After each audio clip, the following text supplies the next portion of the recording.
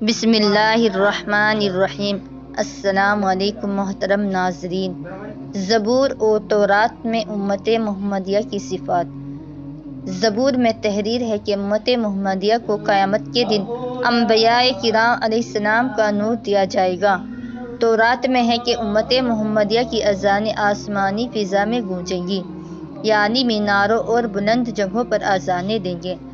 پانچوں نمازیں اپنے وقت پر پڑھیں گے، اگرچہ کوڑے کرکٹ والی جگہ پر ہوں، اور وسط بدن یعنی کمر لنگی پر باندھیں گے اور وضو میں اعضاء کو دھوئیں گے۔ کوڑے کرکٹ والی جگہ پر نمازیں پڑھیں گے۔ الحمدللہ یہ بات ہمارے ساتھیوں میں پائی جاتی ہے۔ آج کل ہمارے ساتھی اسٹیشن پر، ٹرین میں، بس اڈے پر، جہاں جگہ مل گئی نماز ادا کرتے ہیں۔